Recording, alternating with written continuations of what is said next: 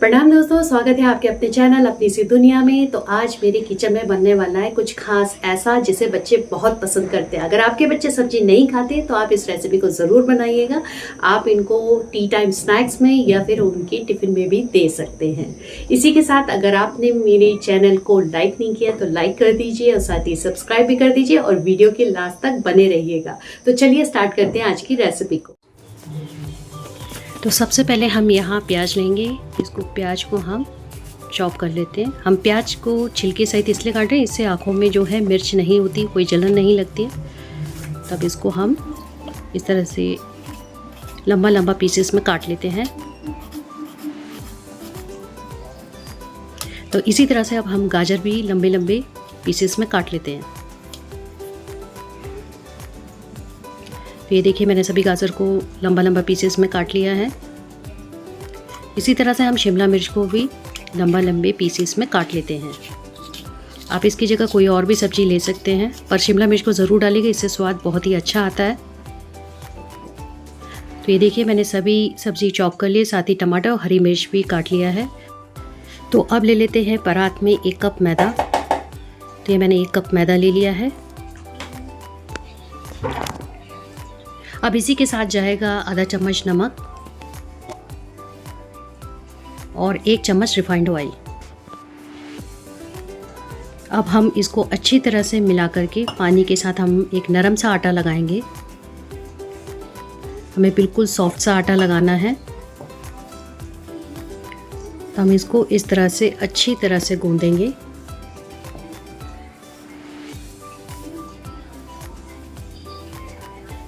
तो आप इसकी जगह चाहे तो गेहूं का आटा भी इस्तेमाल कर सकते हैं। उसमें आप 2 चम्मच रिफाइंड ऑयल डालिएगा तो वो रोटी भी सॉफ्ट बनेगी। तो ये देखिए, मैंने आटा अब लगा लिया है।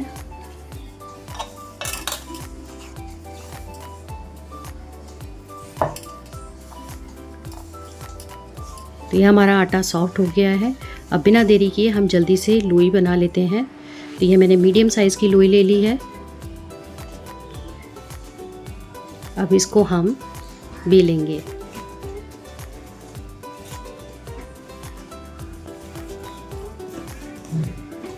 तो ये देखिए, तो बच्चों को हम इस तरह से काठी रोल में सब्जी भर करके दे सकते हैं। जो बच्चे सब्जी नहीं खाते हैं तो ये सबसे अच्छी रेसिपी है।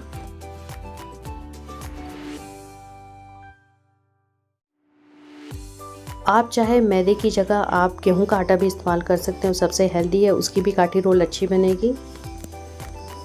और बच्चे बड़े चाव से खाते हैं काठी रोल बोल के। आप उनको कोई भी सब्ज़ी दे दीजिए उसके अंदर, वो बहुत ही मज़े से खाते हैं। तो आप इस रेसिपी को चाहे तो उनके टिफ़िन में भी दे सकते हैं। तो देखिए, अब हम इसको इस तरह से स्ट्राइप में फोल्ड करेंगे, एक के ऊपर एक रख करके इस तरह से हम इसे फोल्ड करेंगे और लास्ट में हम इसे एक लोई की तरह बना लेंगे इस तरह से। और इसका लास्ट पॉइंट को हम दबा देंगे और प्रेस करके फिर हम इसे रोटी की तरह बेल लेंगे।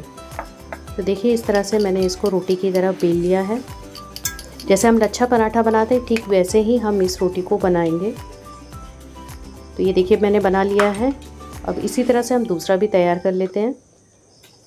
तो ये मैंने बेल लिया है रोटी। अब हम इसमें लगाएंगे रिफाइंड ऑयल।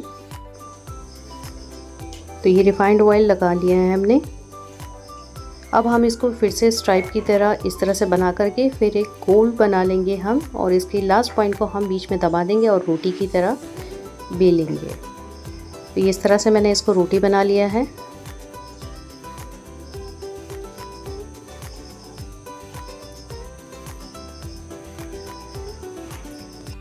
तब इस तरह से मैंने और भी रोटियां तैयार कर ली है।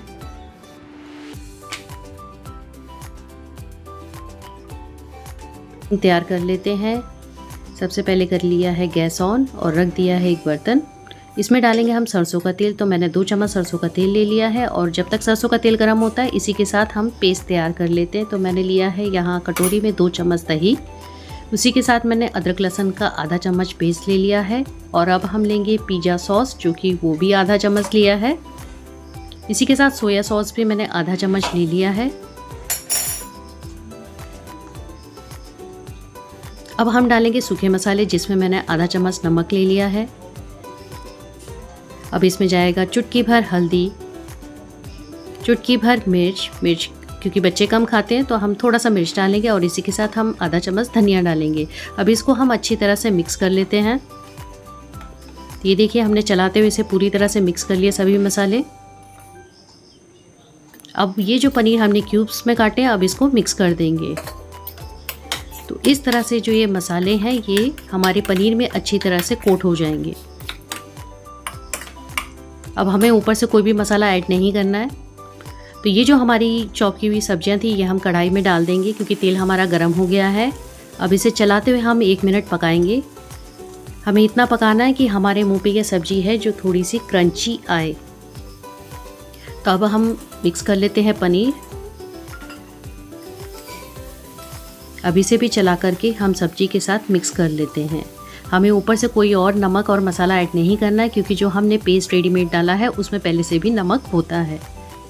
तो अब ऐड करते हैं आधा चम्मच सीजनिंग के लिए ऑरिगेनो। तो ये इटालियन ऑरिगेनो है। तो अब इसको हमने अच्छी तरह से मिक्स कर लिया है। अब हमने कर दिया है गैस बंद। अब इसी गैस बंद पे हम आधा चम्मच डालेंगे मेयोनीज़। ये देखिए मैंने आधा चम्मच मेयोनीज़ डाल दिया। अब इसको भी अच्छी तरह से हम मिक्स कर लेंगे सब्जी और पनीर के साथ। अब हम बनाते हैं रोटी। तो हमने तवा गरम कर लिया, उसमें रख दिया एक रोटी। अब एक तरफ से सिक गया है, अब इसे पलट के भी हम दूसरी तरफ से भी पका लेते हैं। तो हमें कच्चा नहीं रखना है जो कि सेहत के लिए अच्छा नहीं होता। तो इसको मैंने अच्छी तरह से पका लिया, थोड़ा ये सॉफ्ट एंड क्रिस्पी रहेगी। अब दूसरा भी हम इसी तरह से पका लेते हैं। तो ये देखिए तैयार हो गई है। अब हम इसमें रखते हैं स्टफिंग। ये देखिए हमने स्टफिंग को इस तरह से लंबा में रखना है।